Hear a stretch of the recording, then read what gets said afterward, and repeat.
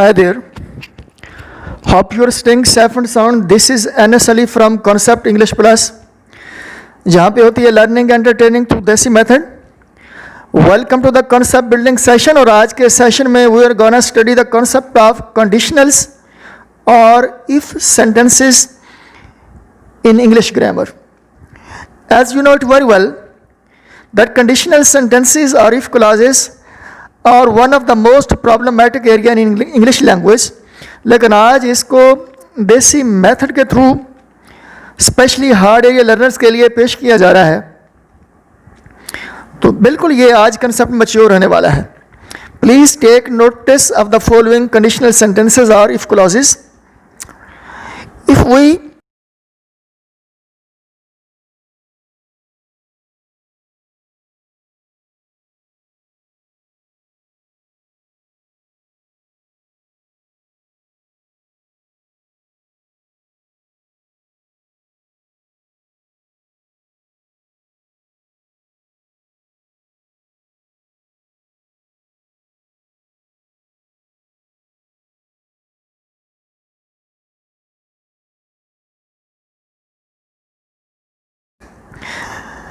Are you taking the notice that all these conditional look similar but they are not the same?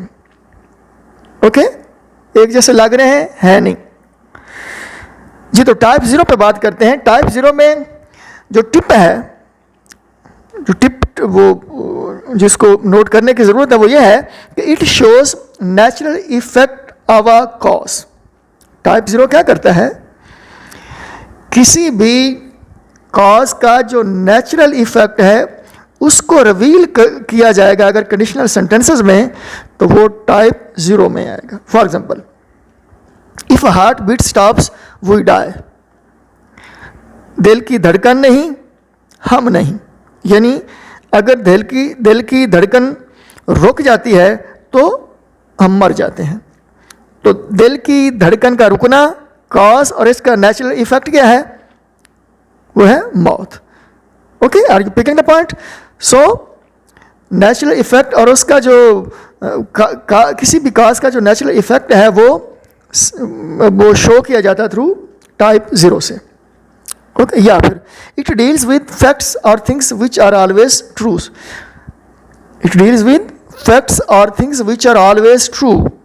हमेशा जो सदाकत का दर्जा अख्तियार कर लें वो थिंग्स, उनको लेकर ये बात करता है. For example, if we inflame a balloon it swells. अगर हम गुब्बारे में हवा भरते हैं तो ये फूल जाता है. अगर हम गुब्बारे को फूंकते हैं तो ये सूज जाता है. Like that. तो ये वाला स्ट्रक्चर जो है ये टाइप 0 कहलाएंगे कंडीशनल सेंटेंस की. तो इसका स्ट्रक्चर क्या होता है फिर? स्ट्रक्चर कुछ यूँ होता है कि सबसे पहले इफ़, पहले क्लॉज में इफ़ प्लस प्रेजेंट सिंपल, ये पहले क्लॉज में यानी इफ क्लॉज हो गया. और दूसरे वाला जो क्लॉज है उसमें आएगा क्या? Present simple. ओके जी. तो नेक्स्ट टाइप 1. इसमें टिप क्या है? इसमें नुक्ता क्या है? कॉन्सेप्ट इसमें यह है कि it deals with real and possible situation in the present और future and their likely results और कॉन्सिक्वेंसेस. रियल और पॉसिबल सिचुएशंस, चाहे वो प्रेजेंट की हों या फ्यूचर की हों, उनको लेके बात करता है. और उनके जो मुमकिना कॉन्सिक्वेंसेस होते हैं, रिजल्ट्स होते हैं, मुमकिना नतीजे होते हैं, उनको लेके बात करता है. For example, if A loves B he will meet B. If A loves B he may meet B. If A loves B A might meet B. If A loves B A could meet B. यानी अगर A B से मोहब्बत करता है या A B से मोहब्बत करेगा तो वो क्या करेगा? ए जो है वो बी से मिलेगा, या ए जो है वो बी से मिल सकता है, या शायद वो मिले. तो शायद या मिल सकता है, ये शायद या सकने वाले कंसेप्ट में मे, माइट और कुड आएगा. और गा वाला जो कंसेप्ट है उसमें विल आएगा. तो इसमें टिप ये है. और सिचुएशन भी रियल और पॉसिबल है. क्यों? कि ए जो है वो बी से लव कर सकता है. या फिर it deals with high probability in the present और future and its likely results. ये प्रेजेंट और फ्यूचर में हाई प्रोबेबिलिटी को लेके और उसके लाइकली रिजल्ट्स को लेके बात करते हैं. For example, he tells a lie quite often, अक्सर झूठ बोलता है.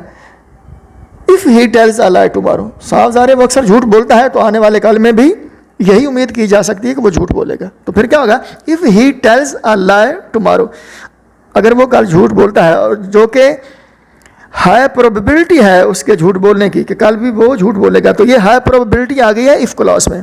तो इसका लाइकली रिजल्ट क्या है? आई विल पनिश हिम, मैं उसको सजा दूंगा.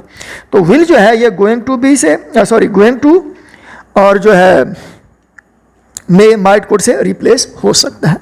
ओके, तो हाई प्रोबेबिलिटी और उसके लाइकली रिजल्ट्स और रियल और पॉसिबल सिचुएशंस प्रेजेंट या फ्यूचर की हूँ, उनके मुमकिन नतायज को लेकर बात करता है क्या? टाइप 1. और इसका स्ट्रक्चर क्या होता है? स्ट्रक्चर ये है, इफ प्लस प्रेजेंट सिंपल और दूसरे वाले क्लास में विल प्लस बेयर इन्फिनेटिव. तो विल जो है it can be replaced with going to या विद मे या फिर माइट या फिर कुड. ओके जी. नेक्स्ट टाइप जो है वो टाइप 2 है. तो इसमें टिप क्या है? इसमें टिप यह है कि it deals with unreal and impossible things in the present और फ्यूचर.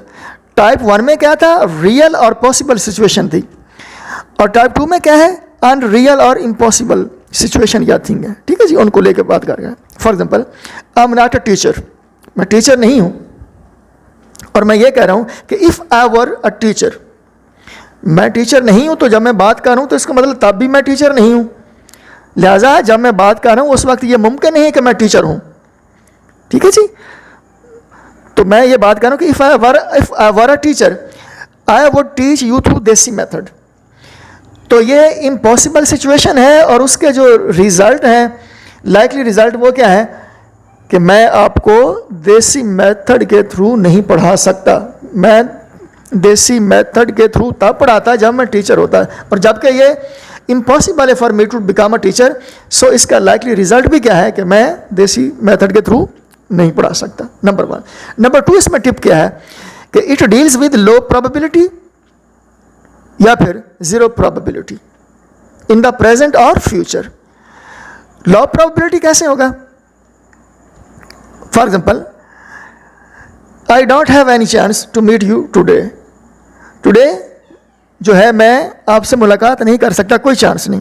लेकिन अगर मैं ये कहता हूँ कि if I had a chance I would meet you, मेरे पास चांस नहीं है आपसे मुलाकात करने का, लेकिन if I had a chance, लेकिन अगर थोड़ा बहुत मुझे चांस मिला, यानी चांस मिलने की जो प्रोबेबिलिटी है वो लो है, और उसका लाइकली रिजल्ट क्या है? आई वुड मीट यू, तो मैं फिर आपसे मिलूंगा. लो प्रोबेबिलिटी इफ क्लॉज में शो होगी, और उसका लाइकली रिजल्ट भी हो गया. दूसरा पॉइंट जो टिप था इसमें वो ये था कि ये जीरो प्रोबेबिलिटी को लेकर भी बात करता है. तो जीरो प्रोबेबिलिटी क्या होती है? कि बिल्कुल सिरे से किसी चीज़ का वो पॉसिबल होना मुमकिन ही ना हो, यानी पॉसिबल होना ही ना हो, मुमकिन होना ही ना हो, यानी ऐसा ना हो सकता हो, जीरो पॉसिबिलिटी हो. ओके, फॉर एग्जाम्पल वही फिर स्ट्रक्चर शेयर कर लेते हैं कि मैं टीचर नहीं, और अगर मैं ये कहता हूँ कि if I were a teacher I would teach you through desi method, तो मैं टीचर नहीं था, तो इसका मतलब है जब मैं बात कर रहा हूँ तब भी तो वो मुमकिन नहीं है ना कि मैं टीचर हूँ. ठीक है, जब मैं बात कर रहा हूँ तो जीरो प्रोबेबिलिटी है किसकी? मेरे टीचर होने की. I am not a teacher. तो और ठीक है जी, और उसका जो आगे है वो लाइकली रिजल्ट क्या है? वो I would teach you through desi method, ये हमने बात कर ली जी. अब इसमें एक पॉइंट ये भी है कि ये प्रोबेबिलिटी क्या भला होती है? लो प्रोबेबिलिटी पे बात होगी, हाई प्रोबेबिलिटी पे बात होगी, जीरो प्रोबेबिलिटी पे बात होगी. तो लो प्रोबेबिलिटी क्या है? ये है hypothesis. What is low probability? ये है हाइपोथेसिस. और हाइपोथेसिस को कैसे एक्सप्लेन करते हैं? हाइपोथेटिकल कंडीशन बट क्या नॉट इम्पॉसिबल टू हैपन. होती ये हाइपोथेटिकल कंडीशन है, लेकिन ऐसा नहीं है कि ये पॉसिबल भी ना हो सके. पॉसिबल होता है, इसमें थोड़ा बहुत पॉसिबल होने का चांसेस होते हैं. ओके, अब इसका स्ट्रक्चर देख लेते हैं जी. स्ट्रक्चर क्या होता है टाइप 2 का? स्ट्रक्चर यूँ होता है, इफ होता है पहले वाले स्ट्रक्चर में, प्लस पास्ट सिंपल होता है, और दूसरे वाले क्लॉज में क्या होता है? वुड होता है, या और सॉरी वुड, और फिर उसके साथ क्या होता है? Bare infinitive. ओके, ये टाइप 2 है जी। नेक्स्ट हम देखेंगे टाइप 3 में क्या होता है। टाइप 3 में टिप जो है वो ये है कि it deals with things which didn't happen. Are you picking the point? Type 2 में, टाइप 1 में क्या था? टाइप 1 में था रियल पॉसिबल सिचुएशन है, टाइप 2 में क्या था? अनरियल और इम्पॉसिबल थिंग है। लेकिन हमने ये भी शेयर किया कि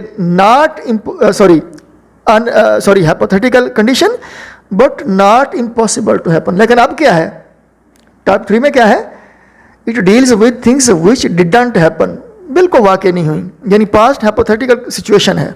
for example, if I had worked hard I would have succeeded. अगर मैंने मेहनत की होती तो मैं कामयाब हो जाता। या if I had worked hard I could have succeeded. अगर मैंने मेहनत की होती तो मैं कामयाब हो पाता या कामयाब हो सकता। और पिकिंग द पॉइंट, हो जाता या हो चुका, होता का सेंस कन्वे करना हो तो फिर वुड हैव आ रहा है, और हो पाता या हो सकता वाला कंसेप्ट आ रहा हो तो फिर कुड हैव आ रहा है। ओके जी, टिप 1। अब टिप 2 में क्या है? It deals with zero possibility. Zero possibility को लेकर बात करता है, पास्ट सिचुएशन पे बात करता है, and talk about the situation that can't be change now, यानी there is too late to change a situation. किसी सिचुएशन को जब बहुत ज़्यादा ताख़ीर हो जाए उसको चेंज करने में, तो इस कंसेप्ट को भी लेकर ये बात करता है। For example, if we had won the match, अगर हमने मैच जीता होता, इट मीन्स कि हमने मैच नहीं जीता।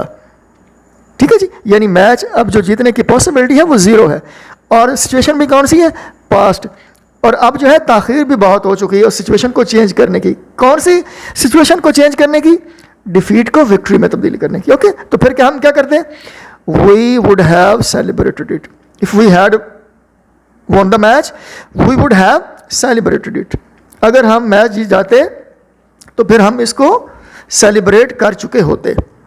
या if we had won the match we could have celebrated it। अगर हम मैच जीत चुके होते तो हम जो है ना इसको वो सेलिब्रेट कर पाते।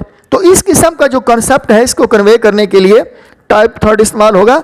तो ये सकना या हो पाना वाला कंसेप्ट आ जाए तो फिर कुड हैव आएगा, और अगर होता वाला या चुका होता वाला कंसेप्ट आएगा तो फिर वुड हैव इस्तेमाल करेंगे। Are you picking the point? Now come to the structure. Structure क्या है? स्ट्रक्चर में पहले क्लास में क्या आएगा? इफ प्लस पास्ट परफेक्ट, और दूसरे वाले क्लास में क्या आएगा? वुड हैव या could have plus past participle. Okay जी। नेक्स्ट जो टाइप है वो है मिक्स्ड टाइप। टाइप मिक्स्ड, इसमें टिप क्या है कि टिप 1 इसमें यह है कि it shows present consequences of past actions using third type of conditional in one class and second type of conditional in the other। कि एक क्लास में थर्ड टाइप कंडीशनल इस्तेमाल करके उसका जो लाइकली रिजल्ट देना है वो सेकंड कंडीशनल टाइप वाले के थ्रू दिया जाएगा, और ये शो क्या करेगा? Present consequence of past action। For example, if he has accumulated wealth he wouldn't lose her. अगर उसने खातिर खा रकम इकट्ठी कर रखी होती तो उसे अपने हाथ से ना जाने देता, उसे लूज ना कर पाता। ओके जी, तो हैज़ अकमुलेटेड ये थर्ड कंडीशनल है, और शो किसको कर रहा है? पास्ट सिचुएशन को। और वुडंट लूज ये क्या है? सेकंड कंडीशनल है, और शो किसको कर रहा है? प्रेजेंट सिचुएशन को। तो मिला के क्या बनेगा कि it shows, it is showing present consequence of past actions. Okay जी। अब दूसरा टिप इसमें क्या है कि it shows past consequences of present situations. For example, if he were rich he would have performed hajj. तो इसमें क्या ये जो उसने पास्ट consequence को शो करना है प्रेजेंट सिचुएशन के थ्रू, कैसे करेगा? वो ऐसे करेगा कि एक वाले क्लास में सेकंड क्लास लेके आएगा, यानी सेकंड क्लास की कैटेगरी लेके आएगा, और दूसरे वाले क्लास में थर्ड कंडीशनल की कैटेगरी लेके आएगा। और you picking the point? For example, if he were rich, तो वर जो है ये सेकंड कंडीशनल है, शो किसको कर रहा है? प्रेजेंट सिचुएशन को, क्योंकि अब बात हो रही है ना if he were rich, second conditional showing present situation. और ही वुड हैव परफॉर्म्ड हज, तो वो हज अदा कर चुका होता। तो थर्ड कंडीशनल है, शो किसको कर रहा है? पास्ट सिचुएशन को। तो ये मिला के क्या बनेगा कि it is showing past consequence of the present situation by using second conditional in one class and third conditional in the other. तो ये ओवरलैप हो रहा है। तो इसका स्ट्रक्चर फिर क्या होगा? तो स्ट्रक्चर इसका कोई स्पेसिफिक नहीं है, हम यही कह सकते हैं कि it has no specific structure. Okay, अब ये जो कंडीशन में बात हुई है, इसमें अगर थोड़ा we go between the line, तो there are some points to be noted. तो point to be noted one जो है वो क्या है कि इसमें प्रेजेंट सिंपल से मुराद जो है वो प्रेजेंट इंडेफिनिट है या फिर इज एम आर वाला स्ट्रक्चर है। जैसे I am a student, you are a teacher, like that, he is a student, इस किस्म का स्ट्रक्चर ये इसमें आ रहे हैं प्रेजेंट सिंपल में। ओके जी। और दूसरा जो है कंडीशनल में स्विचिंग हो सकती है। स्विचिंग से मुराद ये है कि इफ क्लास जो है can be either first class और द सेकंड क्लास, यानी इफ क्लास जो है वो पहली पोजीशन भी ले सकता है और दूसरी वाली पोजीशन भी इख्तियार कर सकता है। ओके, नंबर थर्ड पॉइंट क्या है to be remembered, the point to be noted. And the point number 3 जो है वो है कि when can replace if only in type 0 conditionals.